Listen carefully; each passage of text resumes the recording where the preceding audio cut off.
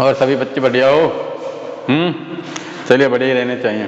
देखिए लास्ट की वीडियो में अपन ने लॉरेंज रूपांतरण समीकरण ज्ञात कर लिए थे और लॉरेंज रूपांतरण समीकरण से अपन ने वेग रूपांतरण समीकरण ज्ञात कर लिया था कि लॉरेंज वेग रूपांतरण समीकरण क्या होता है। मैंने बताया था कि जो लॉरेंज वेग रूपांतरण समीकरण होता है वो क्या होता है कि किसी निर्देश तंत्र में किसी कण का वेग ज्ञात है तथा किसी अन्य निर्देश तंत्र में उसी कण का वेग ज्ञात किया जाए तो उन दोनों वेगों में या उन कणों के वेगों में संबंध स्थापित करने के लिए जिस समीकरण का अपन काम में लेते हैं या उपयोग करते हैं उसको क्या बोलते हैं? लॉरेंज वेग रूपांतरण समीकरण बोलते हैं। क्लियर? अपन ने ux, uy, uz के भी मान निकाल लिए थे, u dash x, u dash y और uz डैश के भी मान निकाल लिए थे। क्लियर सभी को? अब अपन क्या करेंगे, जो लॉरेंज वेग रूपांतरण समीकरण के अकॉर्डिंगली अपन दो प्रश्न हल करें। क्लियर? तो पहला प्रश्न लिखिए यदि एक कण x दिशा में प्रकाश के वेग से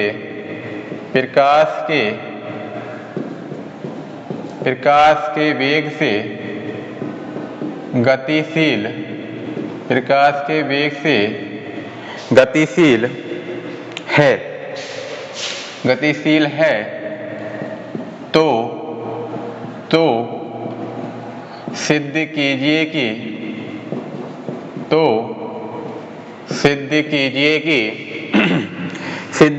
कि दूसरे निर्देश तंत्र में भी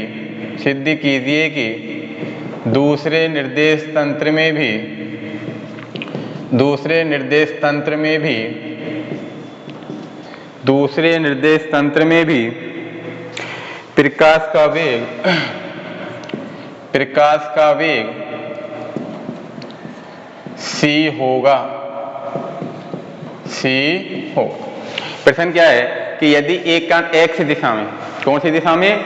x दिशा में प्रकाश के वेग से गतिशील है तो सिद्ध कीजिए कि दूसरे निर्देश तंत्र में भी जो प्रकाश का वेग होता है वो क्या होता है? c होता है। ये अपन को सिद्ध करना है। क्लियर? अब इसके लिए एक फिगर बनाइए।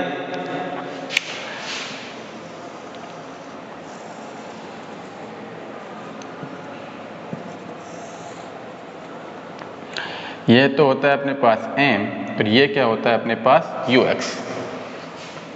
क्लियर? तो जब x दिशा में जब मैं बताया था तो x दिशा में मैंने क्या बताया था? uy बराबर uz किसके बराबर होगा? 0 के बराबर। पहले भी जो मैंने लॉरेंज रूपांतरण समीकरण ज्ञात किए थे तो x दिशा में मैंने uy और uz का मान क्या लिया था? 0। क्लियर? और इसको लिख लेना s, और s कैसा होता है? स्थिर। बनाइए जल्दी बनाइए।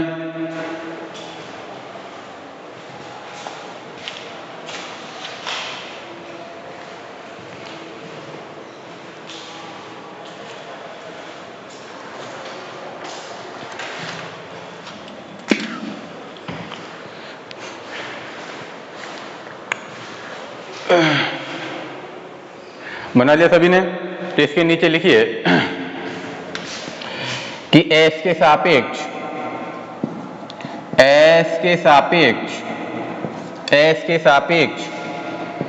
कण का x दिशा में वेग कितना है? बताइए। ux है जो कि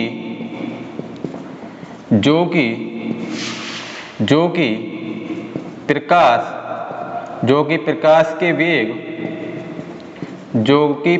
के वेग के तुल्य है,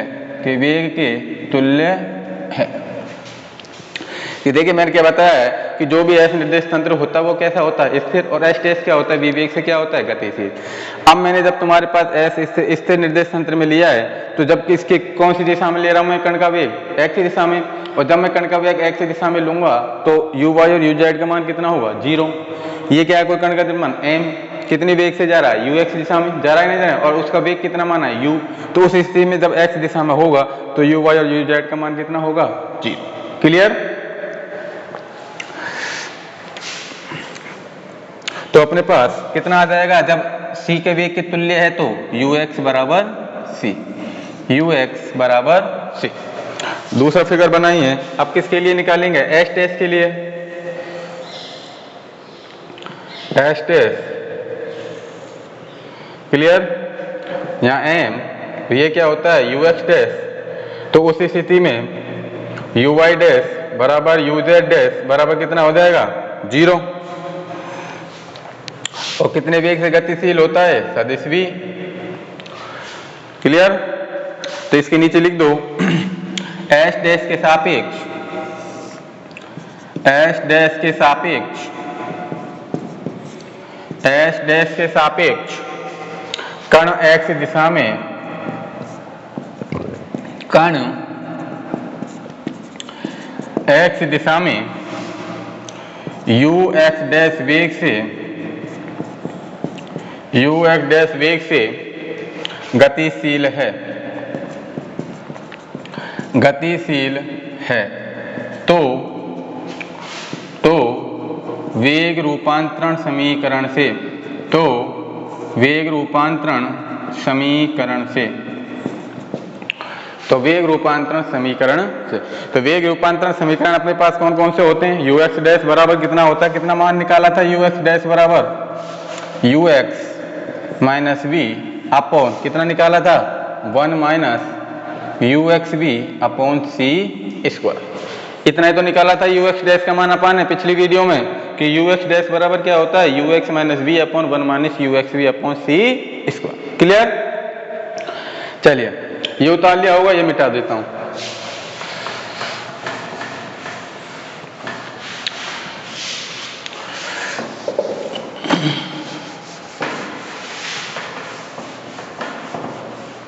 और u डैश y का मान कितना निकाला था, uy डैश बराबर कितना निकाला था, बताइए मेरे को, uy अपॉन एल्फा, और कितना निकाला था, 1 minus ux v upon c square. और uz डैश का मान कितना निकाला था, uz upon alpha into 1 minus ux v upon c square.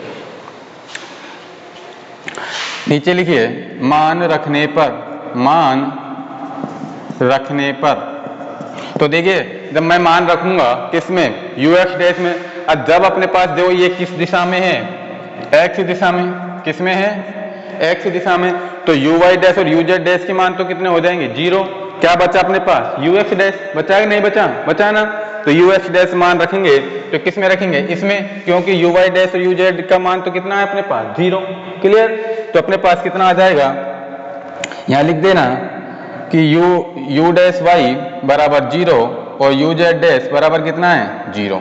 तो अपने पास ux डैश बराबर कितना आ जाएगा, अब इसमें देखिए ux क्या है, ux, तो मैंने तुमको जब एस निर्देश तंत्र में बताया था, क्या बताया था, एस निर्देश तंत्र में, तो जब वो कण का वेग है, क्या है, कण का वेग क्या माना था, ux, तो वो प्रकाश के वेग के क्या था, तुल्य, क्या था, तुल्य। तो ux बराबर क्या आ गया था, c, तो ux के स्थान के बराबर क्या रख सकता हूं मैं, c, तो c माइनस v अपॉन कितना आ गया, 1 minus cv upon c square. एक c से एक c कैंसिल हो गया, तो u डैश x बराबर कितना आ गया, c minus v upon 1 minus v upon c।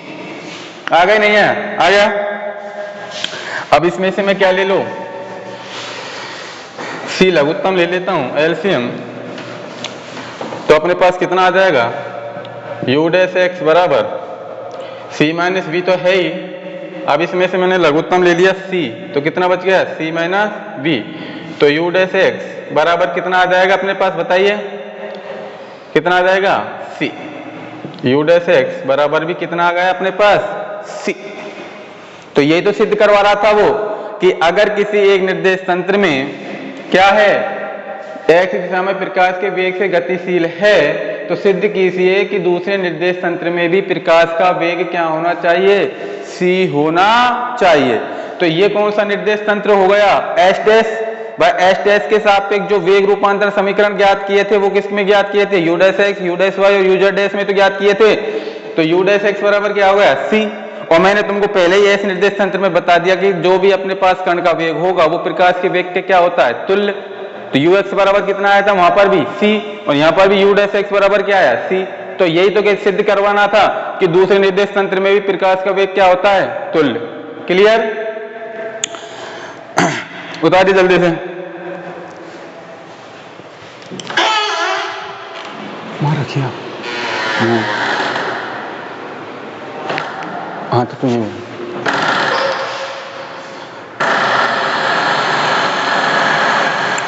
उतारिए जल्दी।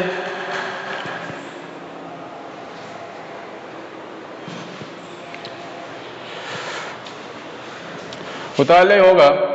दूसरा क्वेश्चन डालिए इसमें अब।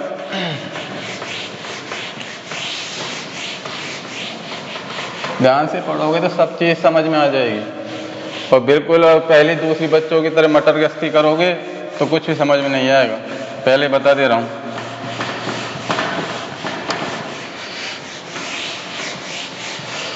ऐसे मत करा करो पहली दूसरी बच्चों की तरह कि मतलब अपने काम हुआ और बस्ता फेंका और सोए। ऐसा मत करा करो कि जब भी कोई वीडियो देखो तो आराम से घर में चाहे कुछ भी हो रहा हो, बाहर भी कुछ हो रहा हो, एक बार ये कर लेना कि वीडियो देखनी है तो देखनी है, क्लियर, और ध्यान से देखनी है। और उस वीडियो को देख के एक बार अपन खुद अपने हाथों से निकालना, कप कॉपी लेके उसको करना एक बार, और करके और उसको समझना, क्लियर। जब भी समझ में आएगा, ये नहीं है कि वीडियो देख कर बस हो गए, ऐसा कुछ नहीं होगा, पहले बता रहा हूं। लिखिए इसमें दूसरा प्रश्न। दूसरा प्रश्न है तुम्हारा, सिद्ध करो कि प्रकाश का वेग, सिद्ध करो कि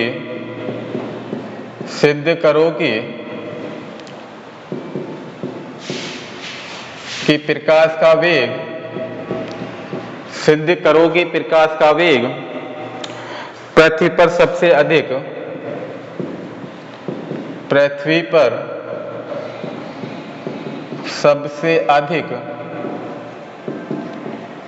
सबसे अधिक वेग है, सबसे अधिक वेग है। क्या कह रहा है कि सिद्ध कीजिए कि जो प्रकाश का वेग होता है वो पृथ्वी पर सबसे अधिक होता है, क्लियर। तो इसके लिए नीचे लिखिए, इसके लिए देखिए जो अपन ने एस के सापेक्ष एस डैश का समीकरण ज्ञात किया था और एस डैश के सापेक्ष किसका किया था, एस का, उन दोनों समीकरणों को अपन लेके चलें, क्लियर, कि एस के सापेक्ष एस डैश का और एस डैश के सापेक्ष एस का। तो नीचे लिखिए, यहां डाल लेना प्रूफ, देखिए एस के सापेक्ष एस डैश का समीकरण, एस के सापेक्ष एस डैश का समीकरण तुमने कितना निकाला था बताइए, यू एक्स डैश बराबर u x minus v upon कितना निकाला था बताइए, 1 minus v u x upon c square, ये निकाला था। अब किसके सापेक्ष निकाल लोगे, एस डैश के सापेक्ष एस का समीकरण, उसके लिए अपन ने क्या निकाला था, यू एक्स बराबर u x dash plus v upon 1 plus v u x dash upon c square, यही तो निकाला था। कि देखिए जब अपन ने यू एक्स डैश का मान निकाला था तो किसके सापेक्ष निकाला था, एस के सापेक्ष, और जब अपन ने यू एक्स का मान निकाला था तो किसके सापेक्ष निकाला था, एस डैश के। यही तो लॉरेंज रूपांतरण समीकरण होते हैं नहीं होते लॉरेंज वेग रूपांतरण समीकरण। एक तो किस में होते हैं, एस निर्देश तंत्र में, और दूसरा क्या होता है, एस डैश में।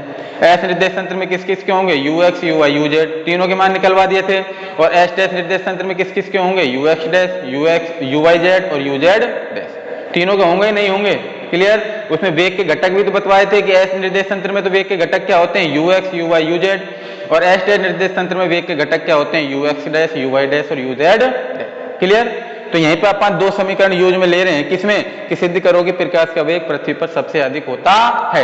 तो एस के सापेक्ष एस डैश का समीकरण क्या होगा, ये होता है यू एक्स डैश का मान, और एस डैश के सापेक्ष एस का समीकरण क्या होता है, यू एक्स बराबर यू एक्स डैश प्लस के v upon 1 plus u x dash upon c. Clear? तो नीचे लिखिए, आप देखिए क्या कह रहा है कि सिद्ध कीजिए कि प्रकाश का वेग पृथ्वी पर सबसे अधिक होता है। किसकी बात हो रही है, प्रकाश के वेग की। तो इन दोनों पक्षों को अपन किस में से घटा देंगे, प्रकाश के वेग में से घटा देंगे। तो लिखिए, तो कितना आ जाएगा, c माइनस यू एक्स बराबर c minus u x dash plus के v upon 1 plus v u x dash upon c square. Clear? इन दोनों में से मैंने क्या ले लिया, लघुत्तम ले लिया, तो कितना आ गया 1 plus v u x dash upon c square. तो कितना आ जाएगा c into 1 plus v u x dash upon c square minus कितना आ जाएगा बताइए, u x dash minus v. आ गया नहीं आया कि इन दोनों में से, तो मैंने इन दोनों पक्षों को किस में से घटा दिया, सी में से, किस में से, प्रकाश के वेग में से। तो इसमें से जब इसको घटाऊंगा तो इसमें से क्या ले लिया मैंने, लघुत्तम 1 plus v u x dash upon c square लघुत्तम ले लिया।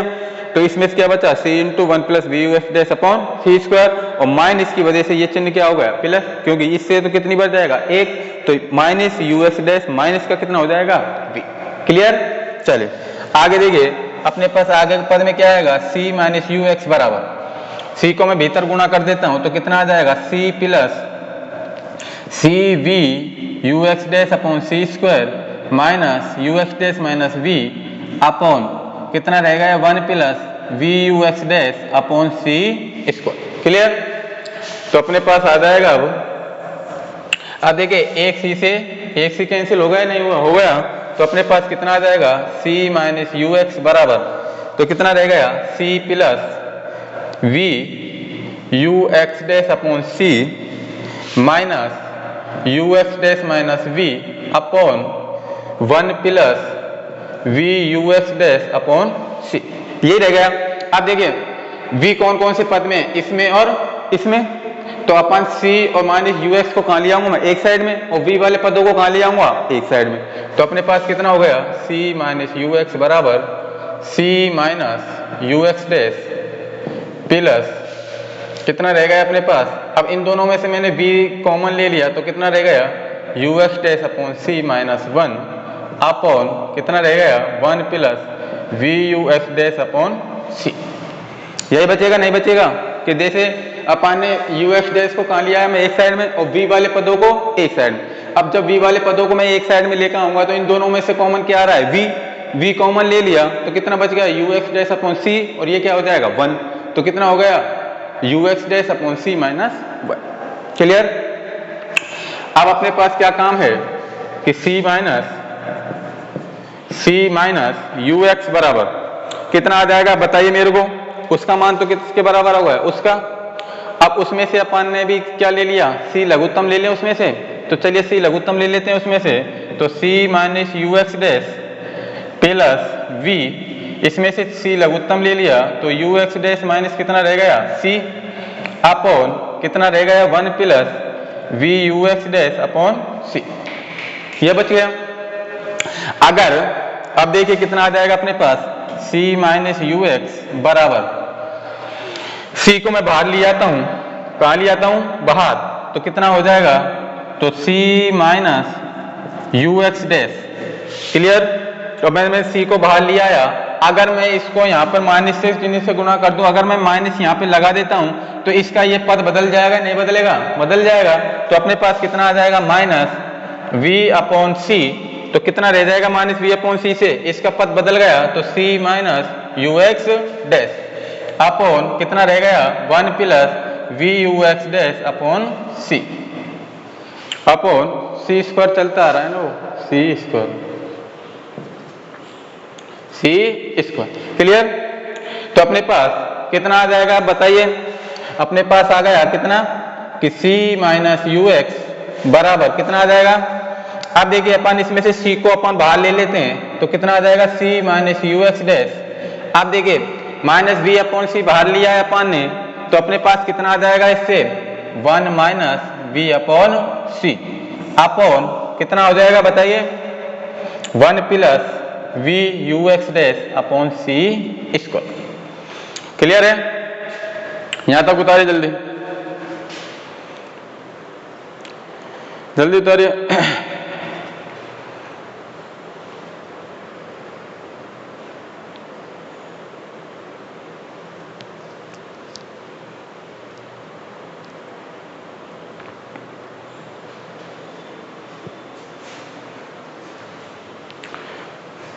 उतारिए जल्दी से।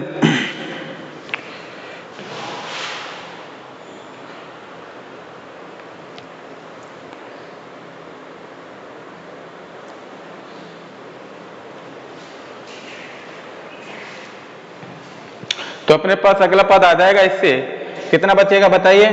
अब इसको मैं जैसे उसके पद को अपन लेस देन क्या मान ले, यू एक्स के वेग को, कि यू एक्स लेस देन क्या है, सी। क्लियर? तो अपने पास कितना आ जाएगा कि c into 1 minus u x upon c बराबर कितना आ जाएगा, c into 1 minus u x upon c. Dash में है तो डैश लगा दीजिए, और कितना है अपने पास 1 minus v upon c, upon में कितना दे रखा है 1 plus v u x dash upon c square.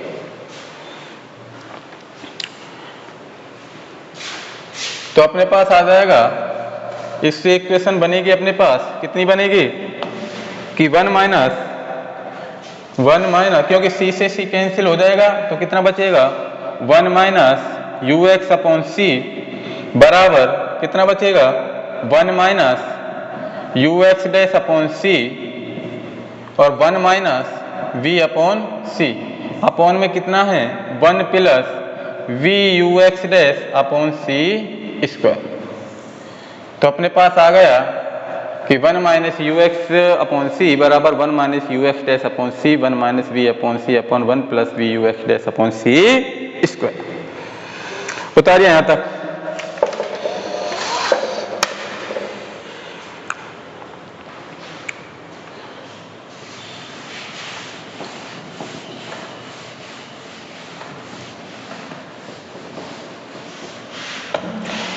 नीचे लिख देना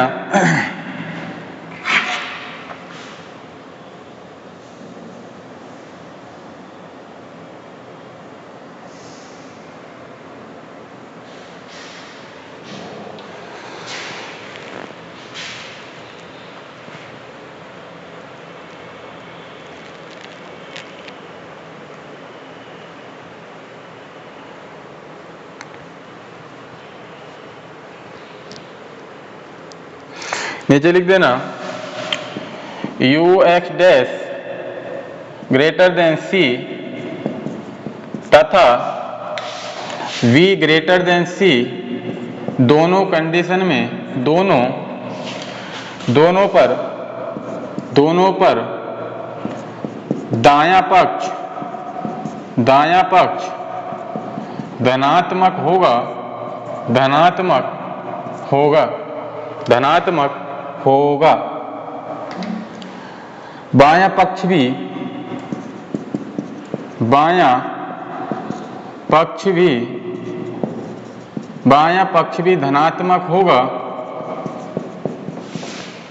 बायां पक्ष भी धनात्मक होगा, जिसके लिए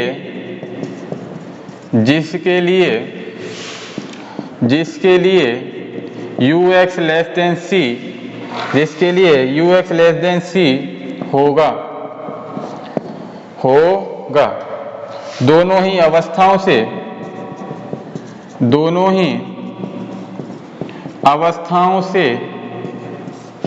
दोनों ही अवस्थाओं से प्रदर्शित होता है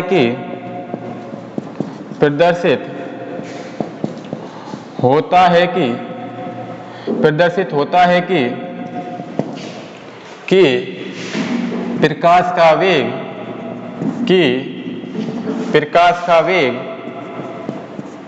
पृथ्वी पर सबसे अधिक होगा। Hence proof. नोट कर लीजिए जल्दी।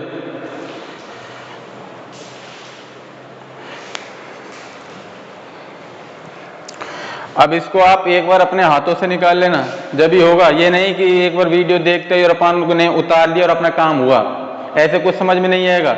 अब एक बार ये देख लिया, क्या किया अपन, पहले तो एच डैश के सापेक्ष एच का समीकरण लिया है, फिर एच के सापेक्ष एच डैश का समीकरण लिया है, फिर उसका क्या कर दिया, प्रकाश के वेग में से उसको घटा दिया है, फिर क्या किया है, एलसीएम लिया है, कभी किसी में से कॉमन लिया है या कभी किसी में से घटाया। क्लियर?